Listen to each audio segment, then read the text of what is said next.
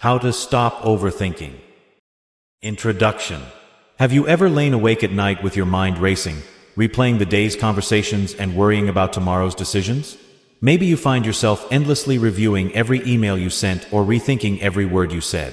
Overthinking often feels like a storm inside your head, a buzzing swirl of doubts, worries, and what-ifs that won't settle down. It can leave you feeling exhausted, anxious, and stuck. It often means missing out on the present moment, because your mind is trapped in worry. You are not alone. Almost everyone has experienced moments when their mind feels like it's on overdrive. It doesn't matter if you're a student juggling homework, a professional facing a big deadline, or just someone planning your week. Overthinking can sneak up on anyone. For now, just knowing that change is possible can already be a relief. In this guide, we'll talk about why overthinking happens and how to break the cycle. You'll find simple strategies and stories that show it's possible to calm the chaos in your mind. By the end of this session, you'll feel more hopeful, clear-headed, and ready to take back control of your thoughts. What is overthinking? Overthinking means paying too much attention to your thoughts. It's when your mind spins around and around on the same problem, worry, or memory without finding a solution. Imagine a hamster running on a wheel. The feet keep moving, but the hamster doesn't go anywhere. That's a lot like what happens when we overthink. Our thoughts cycle endlessly but don't lead to action or answers. Overthinking can show up in different ways. You might find yourself ruminating about past events, replaying conversations, and wondering if you said something wrong. Or you might feel anxious about the future, imagining worst-case scenarios for days to come. Whether it's stuck on what happened before or worried about what comes next, overthinking pulls you away from the present. Overthinking isn't just about thinking a lot. It's the kind of thinking that drains us. Instead of helping, it can leave us tired, stressed, and even more confused. When we overthink, small worries can turn into big storms in our minds. It's important to remember that while thinking ahead or planning is helpful, overthinking takes us into unhealthy territory where our imagination runs wild and our confidence shrinks. Why do we overthink? Overthinking usually starts with a desire to keep ourselves safe and in control. Our brains want to prepare us for anything that could go wrong. So we dive into details, imagine problems, and check and recheck our choices. On one level, this is our survival instinct at work, trying to protect us from mistakes or danger. It's like our brain is saying, if we think enough, we can avoid trouble. In today's world of endless information and choices, it's easy to get caught in this loop. You might ask yourself, what if I chose a different path? Or, will this ever be enough? This line of thinking can lead to analysis paralysis, where no decision feels good enough and we end up stuck in place. Often, overthinking is tied to fears. Fear of failure, fear of judgment, or fear of the unknown. You might worry you're not good enough, or that others are scrutinizing every choice you make. These fears amplify small doubts into big ones, spinning the thought carousel faster. We worry that if we stop thinking, something bad might happen or we might make a wrong choice. Other times, we overthink because we care deeply about our grades, career, relationships, or how others see us. In this way, overthinking can be tied to anxiety or perfectionism. It's like expecting our brain to solve life's puzzles by itself instead of taking action. Remember, you might also overthink out of habit. If you've gotten used to worrying as a way to cope, it can become automatic. But the good news is, habits can change. Understanding why we overthink is the first step to breaking free. Stories from everyday life. Let's look at some real-life examples. These short stories might feel like looking in a mirror. Chances are you or someone you know has been in these shoes. Story 1. The Worried Student. Maria is a college junior who spends hours preparing for a simple exam. She checks her notes repeatedly, changes answers multiple times, and even imagines every possible question that could come up. The night before the exam, Maria can't sleep as her mind races with, did I study enough? What if I fail? On the day of the test, she feels exhausted and anxious. As she writes the exam, her hand hesitates. By the end of the test, Maria realizes that her constant worrying actually made it harder to remember what she knew. Overthinking kept her from trusting her knowledge and doing her best. Maria resolves that next time, she will trust her preparation and give herself breaks to avoid burnout. Story 2. The Hesitant Professional. David is a young project manager working on a big presentation at work. He rewrites the report over and over, afraid it's not perfect. Every morning, he asks a colleague to proofread his emails. When the presentation date approaches, David practices dozens of times, imagining all the ways it could go wrong. All this planning means he spends late nights at the office, missing weekends with friends. In the end, his presentation goes fine, but David realizes he was so busy worrying about mistakes that he didn't enjoy the process or trust his abilities. He realizes that sometimes good enough truly is enough, and that over-preparing doesn't always mean better results. Story 2. The Hesitant Professional. David is a young project manager working on a big presentation at work.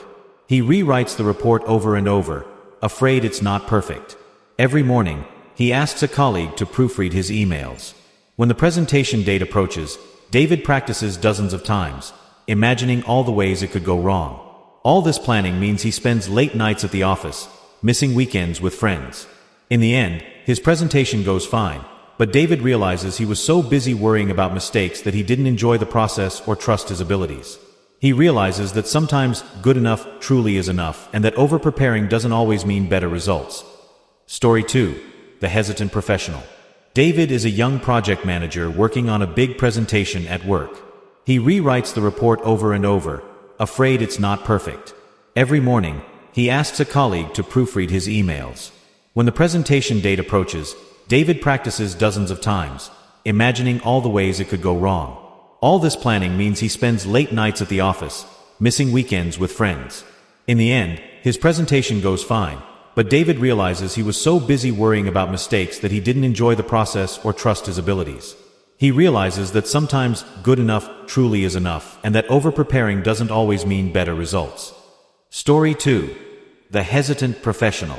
David is a young project manager working on a big presentation at work. He rewrites the report over and over, afraid it's not perfect.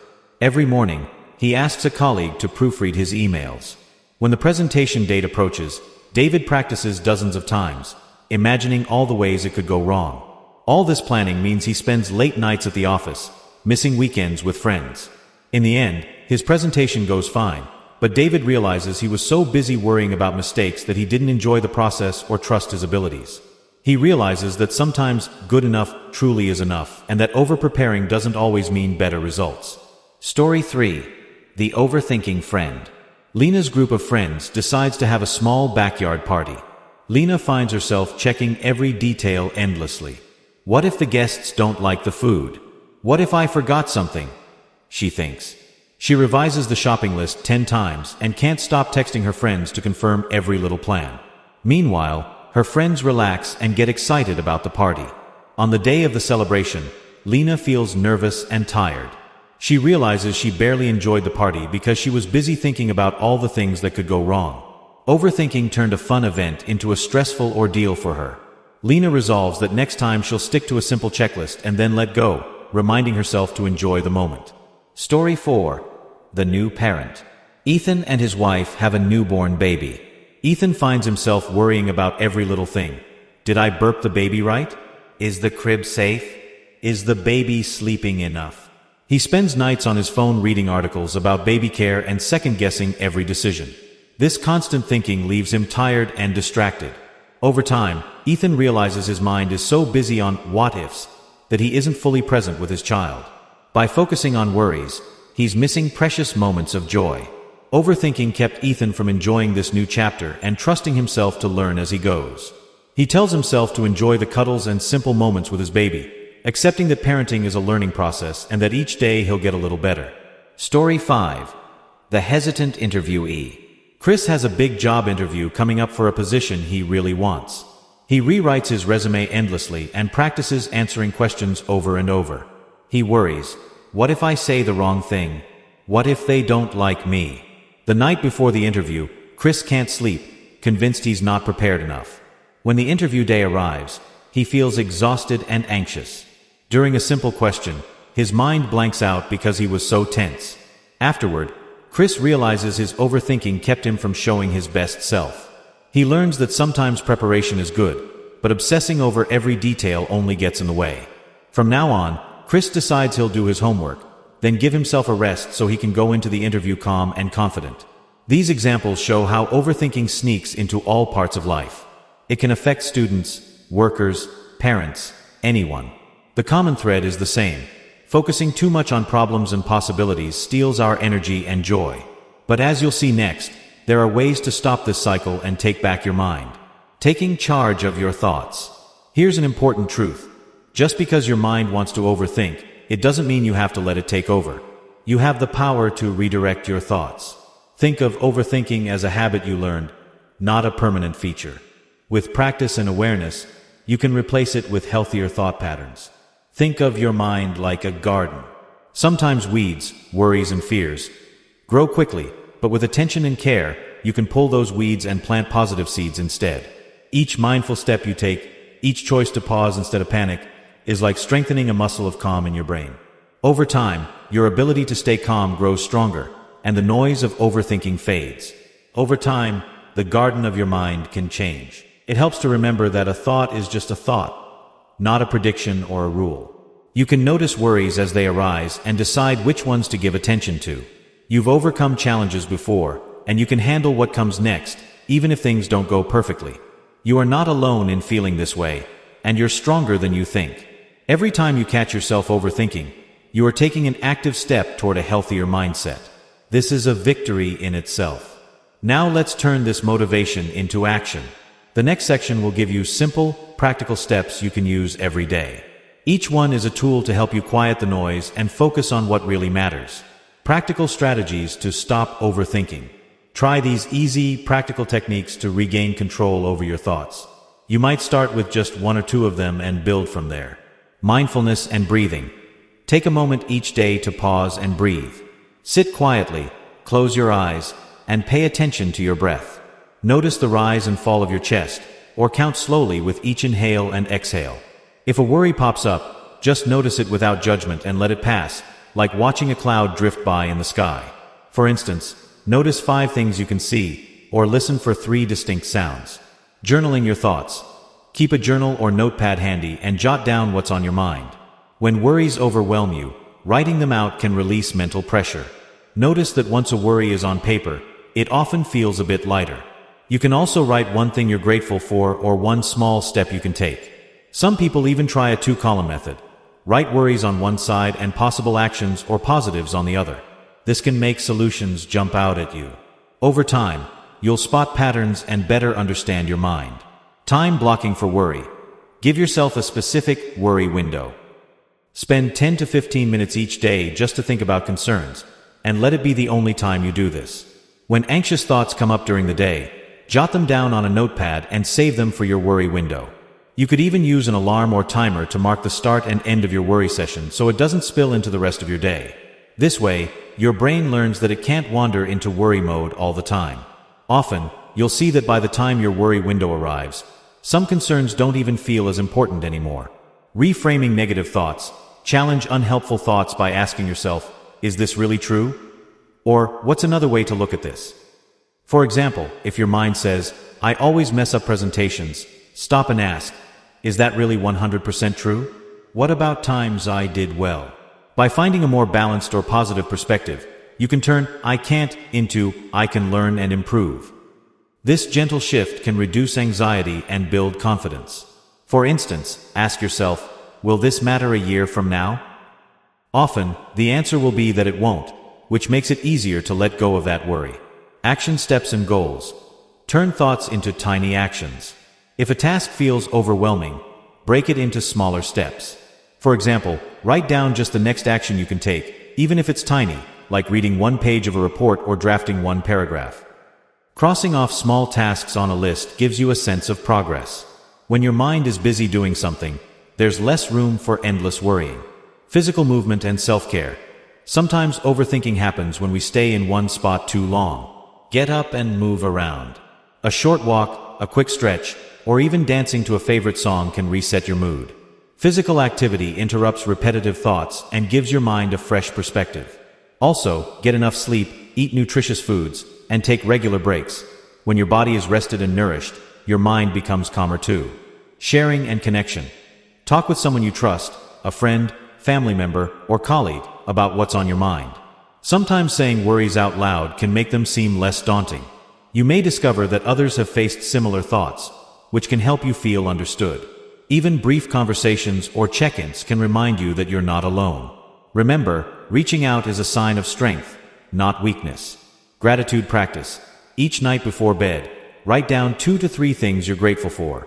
They can be big or small, a delicious meal, a kind word from a friend, or even a sunny day. This simple practice shifts your focus from problems to positive moments. Over time, gratitude becomes a habit, helping you notice more of what's good in your life and crowds out negative thought loops. Anchor yourself in the present. When worries start to spiral, engage in a simple activity that absorbs your attention. For example, take a slow walk, doodle, listen to a favorite song, or mindfully sip a glass of water. Focus fully on that activity. Notice the sights, sounds, and sensations, so that your mind has to come back to the present. This grounding exercise breaks the cycle of spinning thoughts, helping your mind reset. Over time, with practice, you'll get better at switching your focus to something constructive when worries begin. You don't have to use all these strategies at once. Start with one.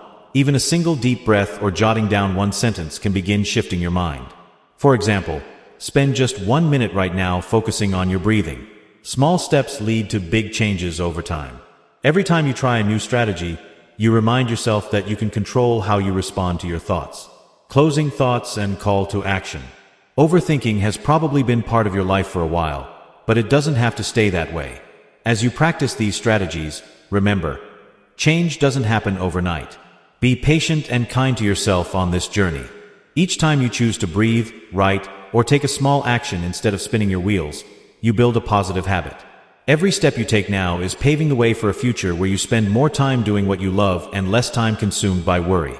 It's possible to live with a lighter mind and a happier heart. You deserve a mind that feels clear and confident. Remember, think of how far you've already come and all you've overcome. The very fact that you're listening and taking steps shows you have courage and capability. Imagine waking up tomorrow with a little less worry, feeling more sure of the day ahead. Start right now by picking one tool from this guide. Maybe spend 2 minutes breathing deeply or writing one sentence about your day. By doing something different today, you're telling your brain that you are in charge. For example, next time a worry creeps in, try naming one thing you're already doing well. This small shift can give you a boost of confidence.